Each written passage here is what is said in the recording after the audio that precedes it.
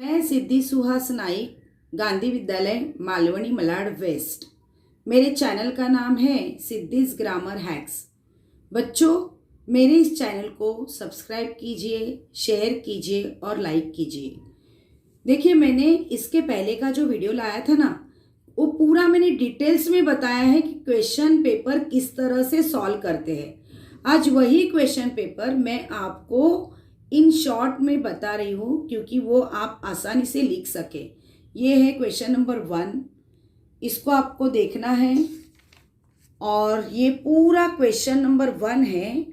अब हम देखेंगे मैंने इसको किस तरह से सॉल्व किया है और ये इसके आंसर है।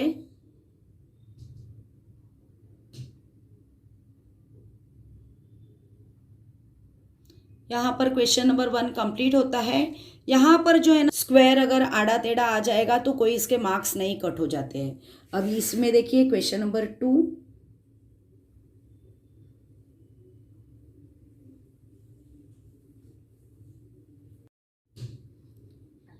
Question number 2A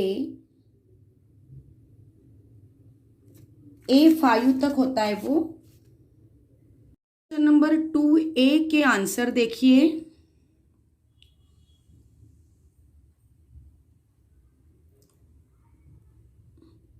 question number 2B,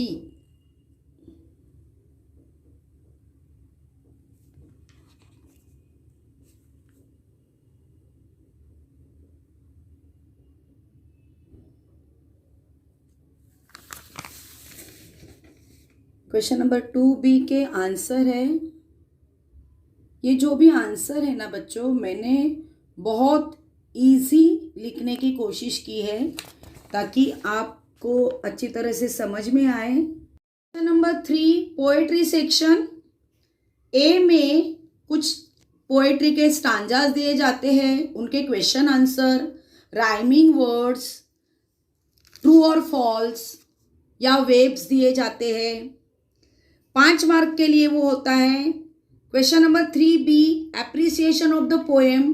कोई एक पोएम दी जाती है और उसका आपको एप्रिसिएशन ऑफ द पोएम करना है।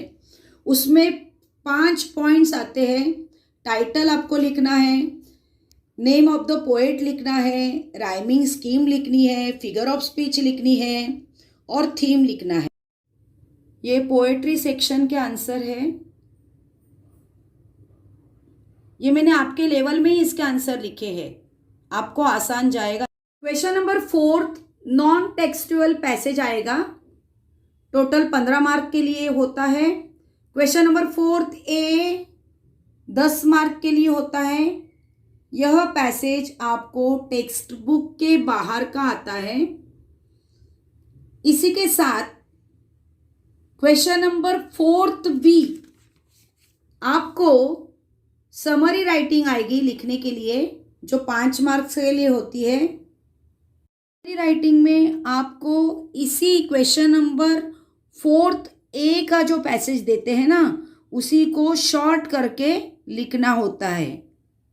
बच्चों, नॉन टेक्सचुअल पैसेज है तो आपको बिल्कुल भी डरना नहीं है, क्योंकि ये जो बोर्ड के पेपर है ना बच्चों, आप सभी के बारे में सोच कर ये पेपर निकाला जाता है कि बोर्ड के एग्ज़ाम में हर कैटेगरी के बच्चे एग्ज़ाम देते हैं। कोई बहुत ज़्यादा होशियार होते हैं, कोई मध्यम होते हैं, कोई थोड़े कमज़ोर होते हैं। तो सभी विद्यार्थियों के बारे में सोच कर ही बोर्ड का पेपर निकाला जाता है कि कमज़ोर में से कमज़ोर भी बच्चा बोर्ड का पेपर आसानी से सॉल्व कर सके। समरी राइटिंग में टाइटल देना बहुत ही इम्पॉर्टेंट होता है, क्योंकि इसको 1 मार्क होता है। बाद में आता है क्वेश्चन नंबर 5, जिसमें लेटर राइटिंग होता है। इसमें 2 प्रकार के लेटर आते हैं, A1 में इनफॉर्मल लेटर और B2 में फॉर्मल लेटर। तो इसमें मुझे A2 फॉर्मल लेटर ज़्यादा आसान लगा, इसीलिए मैंने इसमें A2 का फॉर्मल लेटर लिखा है। लेटर राइटिंग के लिए ना तो आप बिल्कुल भी बेफिक्र रहिए। मैं अगला वीडियो ऐसा लेके आने वाली हूँ आपके लिए कि उसमें ऐसे मैंने फॉर्मेट दिए ना कि किसी भी प्रकार का पत्र आने दो, बहुत आसानी से आप उसको लिख पाओगे। उस वीडियो को आप ज़रूर देखिए बच्चों। B5B में B1 डायलॉग राइटिंग आता है और B2 ड्राफ्टिंग स्पीच आता है। मुझे डायलॉग राइटिंग बहुत आसान लगता है, इसीलिए मैंने डायलॉग राइटिंग इस पेपर में सॉल्व किया है। इसमें क्या होता है कि पहला वाला जो होता है ए, इसमें ना जंबल्ड सेंटेंस देते हैं, आपको सही करके उनको लगाना है, बहुत आसान होता है। इसके बाद में बी में आपको कंप्लीट करने हैं डायलॉग, ये भी बहुत आसान होता है। और सी में आपको किसी दो पर्सन में कन्वर्सेशन लिखना होता है, जो मुझे बहुत आसान लगता है, इसीलिए मैंने इस क्वेश्चन पेपर के आंसर में मैंने इसको सॉल्व किया है। ये है ए, जो जंबल्ड क्वेश्चन थे आगे पीछे मैंने सीधे करके लिखे हैं। बी में मैंने डायलॉग कंप्लीट किए हैं और सी में मैंने कन्वर्सेशन लिखा है। पर देखिए, कन्वर्सेशन लिखते समय भी ना आपको कन्वर्सेशन को ना टाइटल देना है। इस टाइटल को 1 मार्क होता है, तो टाइटल को देना भूलना नहीं है हमेशा। देखिए, टाइटल ना बहुत आसान होता है लिखने के लिए। देखो अभी इसमें ना हमें यहाँ पर जो सब्जेक्ट दिया है, देखिए इसी में इम्पॉर्टेंस ऑफ योगा, ऐसे यहाँ पे ऑलरेडी टाइटल दिया हुआ है। आपको बस इसी टाइटल को यहाँ पर लिखना है, 1 मार्क आपको मिल जाएंगे। और कन्वर्सेशन थोड़ा आपको बड़ा लिखना पड़ेगा, क्योंकि इसको 3 मार्क है ना, इसीलिए आपको वो कन्वर्सेशन थोड़ा बड़ा लिखना पड़ेगा। इसके बाद है क्वेश्चन नंबर 6, ए इंफॉर्मेशन ट्रांसफ़र। A1 में आता है नॉन वर्बल टू वर्बल।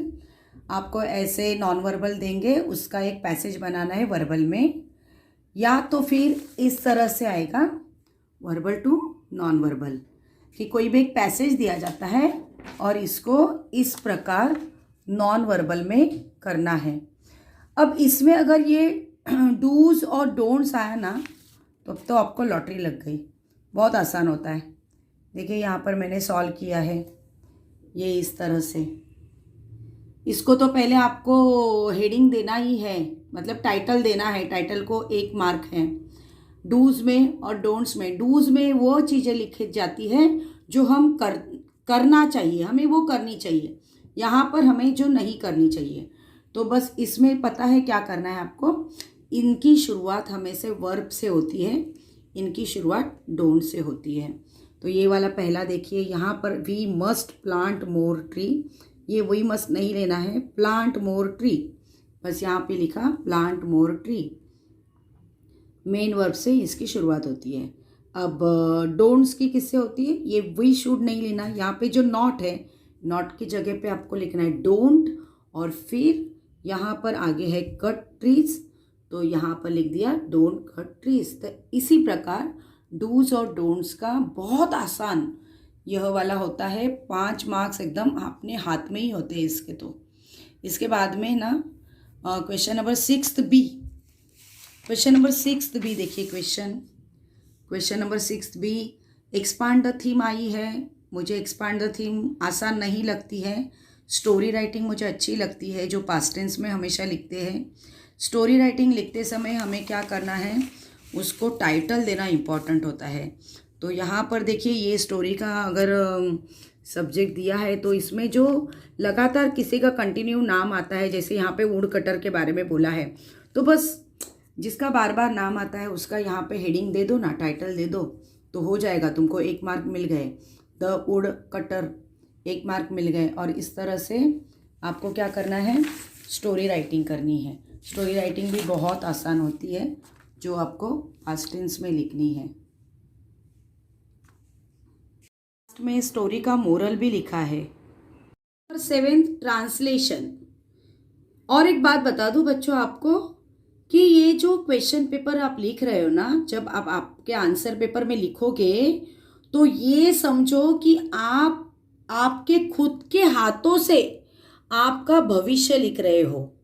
याद रखना, ये सिर्फ आंसर पेपर नहीं है, आंसर ही आपको नहीं लिखना है, आप आपके हाथों से भविष्य लिख रहे हो। क्योंकि 10th के एसएससी बोर्ड के मार्क्स के ऊपर आपकी पूरी लाइफ डिपेंड है।